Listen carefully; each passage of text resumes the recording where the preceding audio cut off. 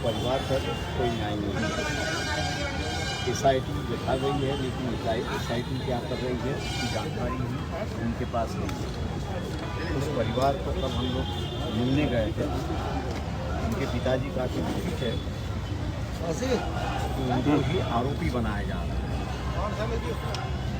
जो medical papers थे उसके भी पुलिस ने बीच में निकाल दिया गया है, और उसकी लाश जब पड़ी थी कर रही थी और किसी तरह की भी उनकी मदद नहीं मिली, ऐसी एक परिस्थिति है। यहाँ से हम देखते हैं, यहाँ का गरीब जो है वो कांग्रेस पार्टी का रीढ़ की हड्डी है, ऐसा मैं मानता हूँ। कांग्रेस पार्टी अगर इनसे न्याय नहीं करती है तो शायद मेरे ख्याल से कांग्रेस पार्टी को आने वाले इलेक्शन में उसका भुगतना होगा, ऐसा हमारी मांग है सरकार से कि उस परिवार के साथ में न्याय करें, और जहाँ जहाँ ये छुआछूत की निशानी है उन सभी जगहों पर सरकार कार्रवाई करे, उचित कार्रवाई करे। यही हम लोग करें। तो ज्ञापन देने जा रहे हैं सॉरी, मुख्यमंत्री को हम लोग ने वक्त मांगा था, लेकिन अभी तक वक्त नहीं आया है। उनके मकान तक हम लोग चलते जाएंगे। एक टीम डेलीगेशन जो है उनके ऑफिस में हमारा न्योता देके आएंगे। Thank you. इस जुलूस में सभी सहमत हुए सभी को मैं जय भीम करता हूं और शुरुआत भी करता हूं। इस मंच पर जितने उपस्थित हैं उनके नाम लेने की कोशिश करता हूं, जिनके नाम भूल गया हूं तो शायद मुझे वो माफ करें। हेमलता जी, कटोरिया जी, पवन देव, बाबूलाल नाग जी, जाट समाज के अध्यक्ष जो है राजा रामबिल जी, पप्पू शर्मा जी, विद्या जी, राजे जोशी जी, उपवाद धर्मेंद्र जी और बाकी सभी साथियों और इनके जो युवा नेता है गिरिराज वर्मा जी, दोस्तों और भाइयों,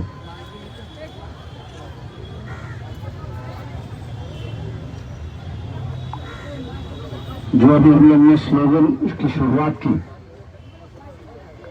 भेदभाव और छुआछूत जो है उससे हमको छुटकारा चाहिए।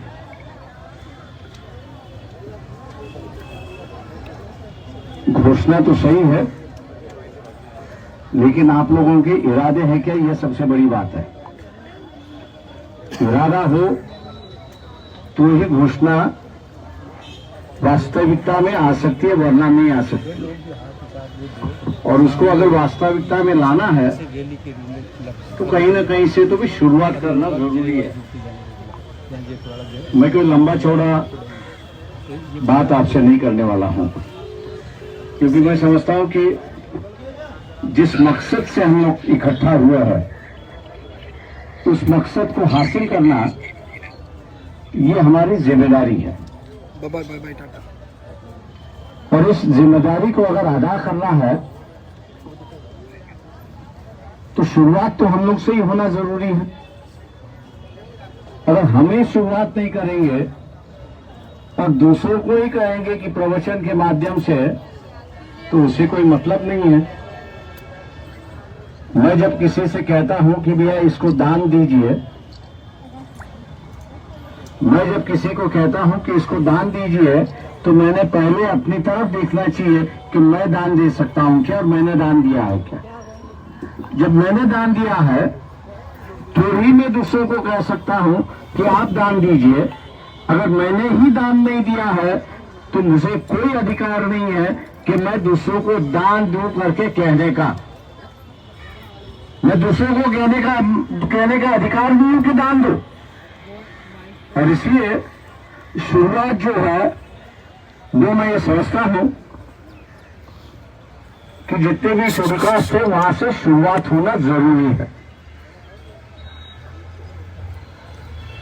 अब शुरुआत में जो बड़ी जातियां, सबके नाम तो नहीं लूंगा, लेकिन जितनी बड़ी जातियां उनका मैं नाम लूंगा।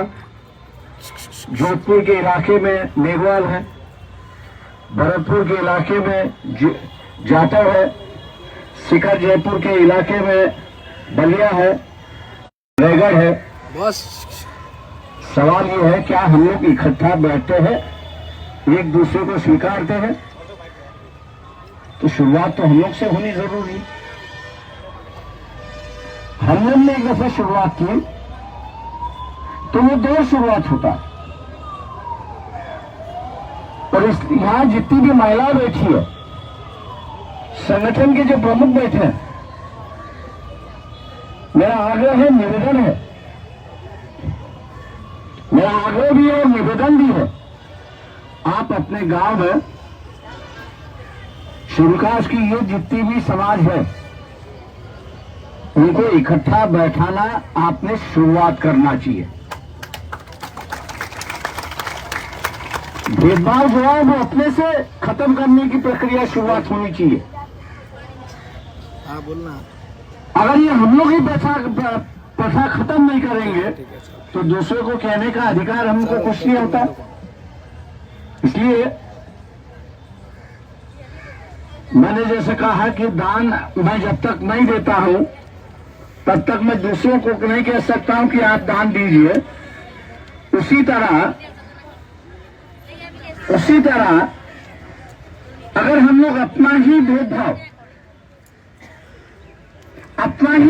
अगर हम लोग खत्म नहीं करेंगे तो हमको अधिकार कोई नहीं होता है कि हम दूसरों को कहे कि भैया भेदभाव खत्म करके चलिए। तो इसलिए मैं मान के चलता हूं कि महीने भर के अंदर एक कार्यक्रम लेके चलना होता है। ऐसा नहीं है कि हम लोग ने घोषणा की, ऐसा नहीं है कि हम लोग ने तय कर दिया और हवा में उसको उड़ा दिया। आज इकट्ठा बैठे इसलिए हम लोग ने कुछ बातें की, ऐसा नहीं होना चाहिए। उस पर अमल होना भी जरूरी है। और यहां जितने भी उपस्थित है, यहां जितने भी मौजूद है, मैं आग्रहपूर्वक निवेदन है कि इस प्रक्रिया को आप शुरुआत कीजिए। कई लोग कहेंगे कि इस प्रक्रिया शुरुआत नहीं होगी। मैं जानता हूं कि एक बैठक में यह शुरुआत नहीं होगी, लेकिन बार बार जब आप इसकी कोशिश करोगे, तो लोगों में ध्यान आना शुरुआत होगा कि जब तक हम लोग इकट्ठा नहीं बढ़ सकते तब तक हमारा अत्याचार नहीं बंद हो सकता। जब तक हम लोग इकट्ठा नहीं बन सकते तब तक यहां हमारा विकास नहीं हो सकता। जब तक हम लोग इकट्ठा नहीं बन सकते तब तक मनु की मूर्ति जो है वो हाईकोर्ट से हटा नहीं सकते। और इसलिए मैं ये मान के चलता हूं कि ये जिम्मेदारी आप सब उठाएंगे, ऐसे मैं आशा आप लोगों से करता हूं।